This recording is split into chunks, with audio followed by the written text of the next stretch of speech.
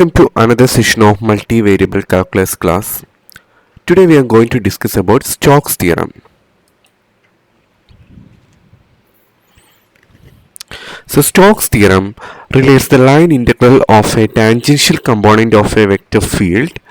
That means tangential component of a vector field means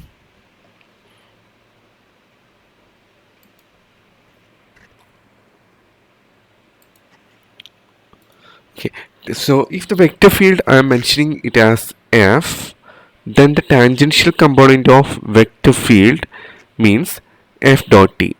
This is the tangent component of a vector field in three-dimensional space around a simple closed curve in space to the surface integral of normal component of curl. So the surface integral of normal component of curl means double integral over s. We are getting curl of f dot some normal, if I'm taking as n, means n into dA. So these two, so Stokes theorem relating this with this, that is the tangential component of a vector field in a three-dimensional space with the surface integral of or a closed curve in space of the surface integral of the normal component of curl of a vector field. Now let us see.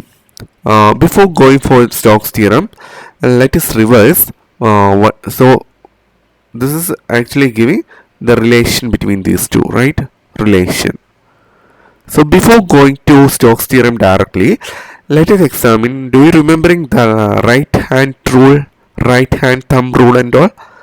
When you're finding orientation to such an surfaces in electric field and in magnetic field and column field or electric field, extra, you're using the right hand thumb rule. So what was that? The orientation of a surface induces an orientation on C, right? Since C is given like this, see orientation of the surface will give an orientation to this curve C also.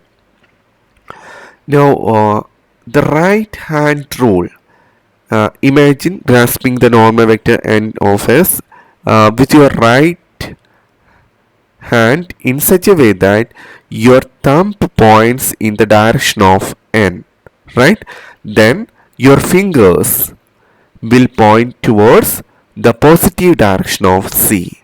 So here is given like this. See, so when your thumb is pointing in the direction of normal, then your fingers direction is like this, right? So this finger's direction. So when you're putting it like this in circular motion means like this, your finger's direction. So it is having the same direction. C is directed in this fashion. See. Now coming back to Stokes theorem.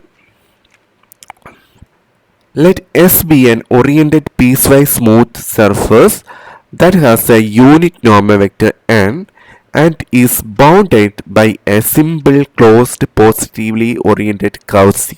So positively oriented means using this right hand thumb rule.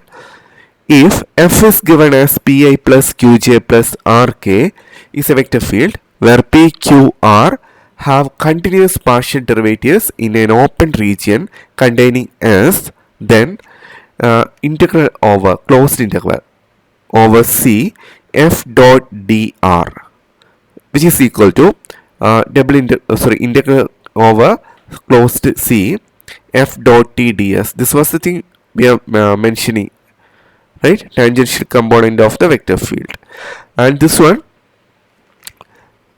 we know this integral over S, curl of f dot s, we have proved this.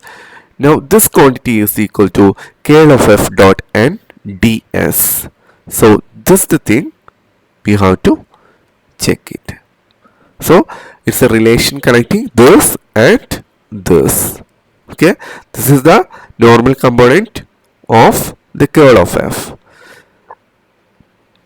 So in words we can say that the line integral of the tangential component of f, right? This one around, sorry, this one around a simple closed curve C is equal to the surface integral of normal component of curl of f over any surfaces with S as the boundary. So I repeat, the line integral of tangential component of f around a simple closed curve C is equal to the surface integral of this part, surface integral of normal component of normal component of the curl of f over any surface which is having C as the boundary. Now we can interpret this like this. The theorem provides us the following physical interpretation. That is, if F is a force field, then the work done by F, that is F dot n, right? F along C is equal to the flux of curl F across S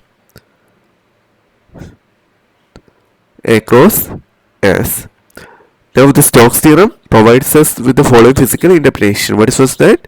That is, if F is a field, then the work done by F along C is equal to the flux of curl F across S.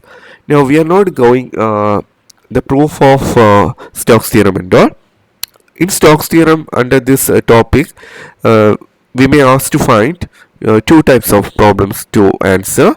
First one is to verify it. So verify Stokes theorem. Then another way is that you should find what is integral over C f dot t ds. Okay, or integral over C f dot dr. In either fashion it will ask. So one part is to verify, another version is just to find this. So here is an example. So here what they asked is, we want to verify Stokes theorem. So for verification, what now we have to do? Verification, what we have to do? We want to say that this integral part is equal to this one. So we are finding this equal to this. So first we are finding this part. So double integral over S curl of f dot n ds. Now how to find curl of s? Curl of f by determinant, right? I, j, k. Okay, you may be remembering. So here I am finding the curl. Okay, dou by dou x, dou by dou y, and dou by dou z, and you should find what is 3z, right? So here I should write 3z. Here what's coming 2x, and here y square. So I am putting here y square. Then finding the determinant, we will get it as 2yi plus 3j plus 2k. So first part is to find the curl. For what we are finding this curl? We want to verify this, because for verification we want to know curl of f dot n. Okay, then its integration. Now we have got curl of f. Now we want to have this direction of normal, right? So for getting that, we know that curl of f dot ds by divergence theorem, this is equal to double integral over r minus pgx minus qgy plus r dA. So where you get this? See, here is given that z equal to, right? See, given that z equal to 4 minus x square minus y square, right? So our general rule is that put g of xy, right? G of xy is equal to 4 minus x square minus y square, right? So, no, sorry, small g, right? So like this was our rule. Then we want to find what is gx, gy. Now gx is going to be 2 minus 2x, and am I right?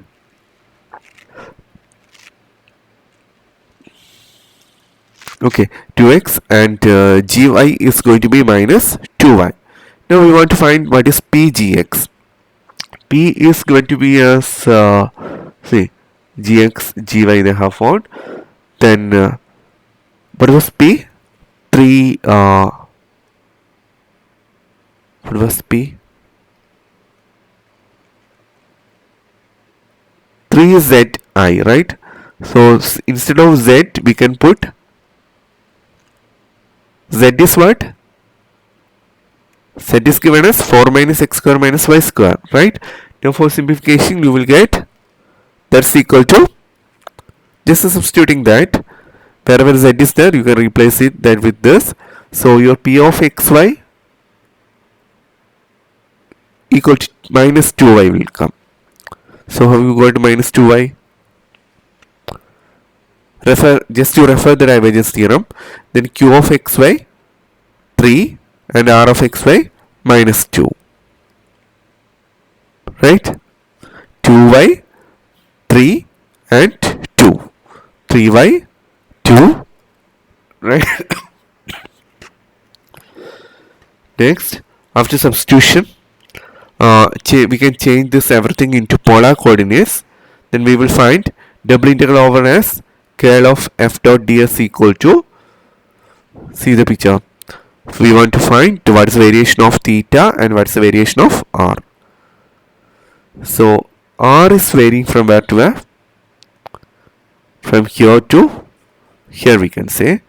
Now your theta is varying from this entire thing, right? Entire thing. So theta is varying from 0 to 2 pi and r is varying from 0 to 2. Okay. Now we will get everything converted into xy, means x, we can put x equal to, you know this substitution, right? Put x equal to r cos theta, y equal to r sin theta, and dx dy is equal to r dr d theta. Just substituting that and applying the limits and simplification, we will get that to be equal to 8 pi. Now we want to evaluate the other part. This is our RHS, right? This is our RHS. Now we want to find what is your LHS. LHS was, see, this one, integral over c f dot dr, that we want to find. So I'm converting everything into the parameterized form r of t. So r of t is equal to 2 cos ti plus 2 sin tj plus 0k, right? Why? Why it is like this? R of t equal to such like a thing, how I got? Since R of t, what is that? Okay, it's just like your parametric equation a cos t. So a cos t, instead of that I am having 2 cos t, right? So in a similar way 2 sin t and so. Therefore your f of r of t can be written as equal to 0 I plus 4 cos tj plus 4 sin square tk. So we have integral over c f dot dr is equal to f of r of t dot r dash of t dt, right? So this will become like this. Now applying the limit, this is equal to, so again you are getting that to be as 8 pi. So this is nothing but your LHS. So RH is equal to LHS, we have proved. So I repeat, whenever you want to verify this, what you want to check is this equal to triple integral over s of curl of f dot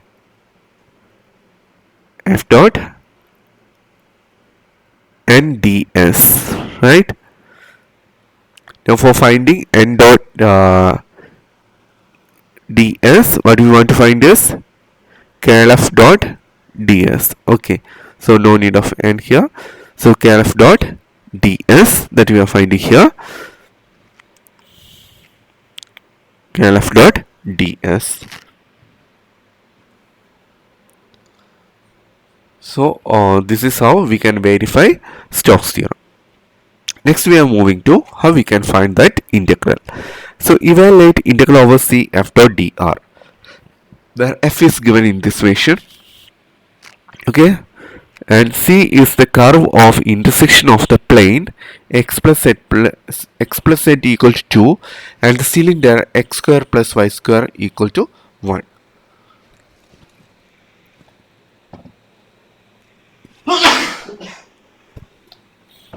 So when you are drawing this picture, it may come like this. The surface S is enclosed by C and the disk R is the projection of S onto the xy plane. So this is your xy plane. So its projection means exactly it will result in ellipse, right? So the curve C is an ellipse. So this one is an ellipse as shown in figure.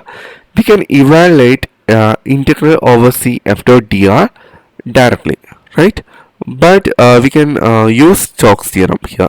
See, this is given as an exercise problem for you, but we can use the Stokes theorem to verify it very easily.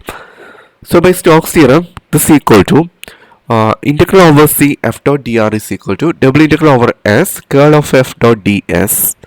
So once again, integral over C f dot dr is equal to double integral over S curl of f dot ds.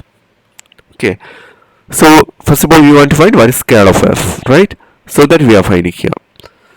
So curl of f equal to I, j, k, everything. Then you want to write this part, f part, cos z x square 2y. Then we get the determinant as such like this. Then again we want to find what is your g of xy. So g of xy here is given to be as minus x plus 2, and find what is gx, gy. Then as we have done previously, you should find what is curl f dot ds is equal to pgx minus qgy plus r, something like that. Find what is the value. Okay, and for finding here, we are converting everything into polar coordinate system here. So theta is varying from 0 to 2 pi, and see, in this region we want to find in this region. So theta is varying from 0 to 2 pi and a rotation, but r is varying from 0 to 1. So our variation is theta from 0 to 2 pi, 0 to 2 pi, and r from 0 to 1. Now this become x equal to cos theta, and dA become, dA means dx dy, right? Now in polar coordinate this will convert into r dr d theta. So substitute that, you find that integral, you get that to be as equal to 2 pi. So double integral over c f dot dr is equal to curl f dot ds.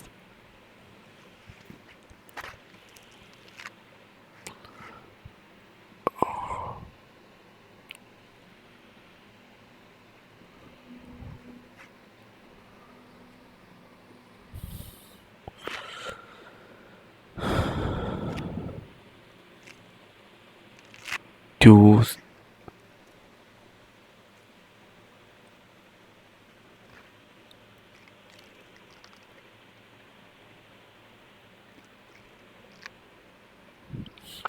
okay, now here is given one more example. Evaluate integral over s curl of f dot ds. Okay, the right hand part is given. We want to evaluate the right hand part. So fxyz is given. S is a part of the sphere lying inside the cone. See, so this is the thing. So this is a one cone structure we can imagine here. Then it is lying inside. Then we want to find the integral, required integral. So note here that boundary S is the curve whose equation is obtained by solving the equation x square plus y square plus z square equal to 8 and z equal to square root of x square plus y square. Now from this you can calculate this. By just squaring this, you will get this equal to x square plus y square. When you are substituting back into this, you will get 2x square plus 2y square equal to 8. Right? Okay. Now from this, or else you can substitute this equal to z square. One way is this, or else from this you get this becomes z square. So z square plus z square equal to 8, or you will get 2z square equal to 4, or z equal to 2, right? So this is one thing. Since z is greater than 0, therefore the boundary of S is the circle C with equation x square plus y square equal to 4 and z equal to 2. Now since C is easily parameterizable, we can go for the parametric versions. R of t is equal to, as I said, 2 cos t, 2 sin t and k form 2, right? Then r dash we are finding, then f of r of t, because we want to have the dot of these two, so f of r of t, that again we have found it out. Then what is next? Yeah, f dot dr. So f dot dr is f of r of t dot r dash of t dt, that we are finding, and we are getting that to be as 16 pi. Now next is the interpretation of curl. So in Stokes theorem can be used to give a physical interpretation of the vector. So we think that F is representing the velocity field in a fluid flow. In divergence theorem also we have said like this. Then fluid, and let S be the circular disk with radius r centered at P0 and boundary CR. So we are having a circular disk like this of radius r and centered at P0, right? So this is the point P0. So let n be the unit vector normal to SR. SR means this boundary. So it has got a normal set picture. Oh, I forgot to copy the picture here. So what we are having is here is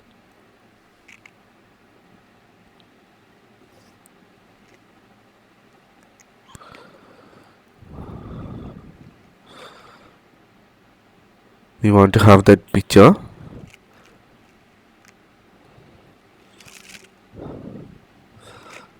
Okay, no problem, even if it is not there also.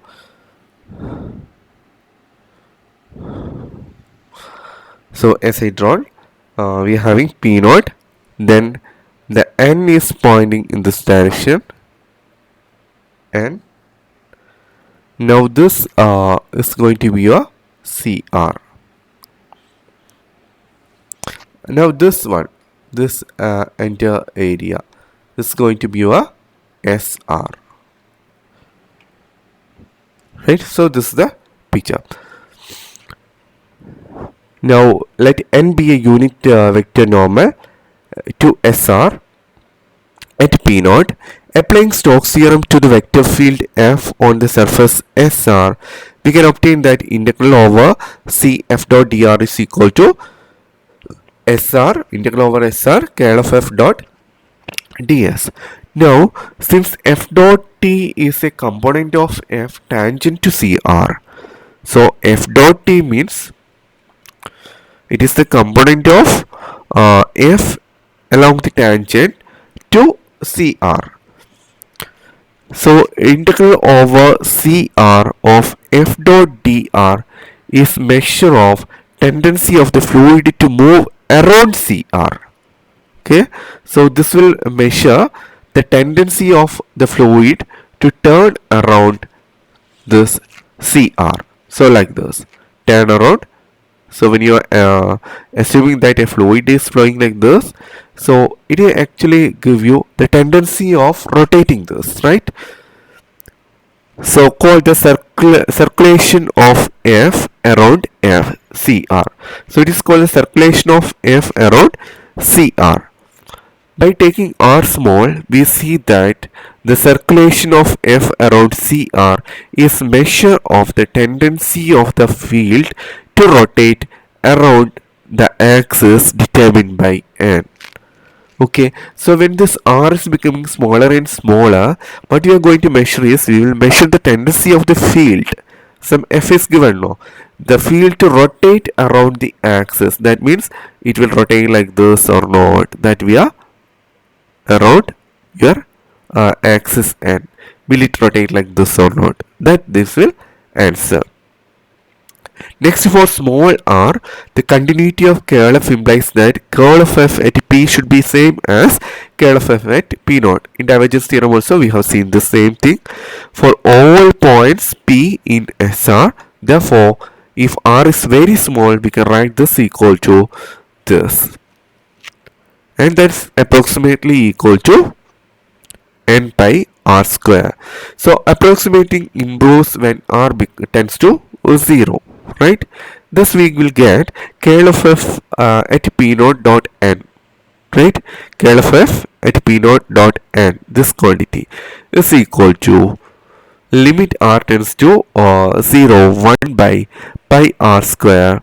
See from here only, 1 by pi r square into integral over c. So taking this to be this side, right? So we will get curl of f at p naught. Do you want me to write? So integral over SR curl of f dot ds, we have got it as curl of f at p naught dot n pi r square, right? Now we will get 1 by so n become we will say that r tends to 0, right? So it will become 1 by pi r square into integral over SR curl of f ds should be equal to n into curl of f at p naught, right? So this is the thing. Now this equation gives the relationship between the curl and the circulation. So it tells us that we think of modulus of curl of f at p naught as the measure of the magnitude of the tendency of the fluid to rotate about the axis determined by n. Now it also tells us that we can think of curl of f of p naught as determining the axis about which the circulation of f is greatest near p naught. So curl, already we have said that it will give you the tendency to rotate, right? Now here it will give the tendency to rotate the field along or along the direction of C and about the axis as your normal.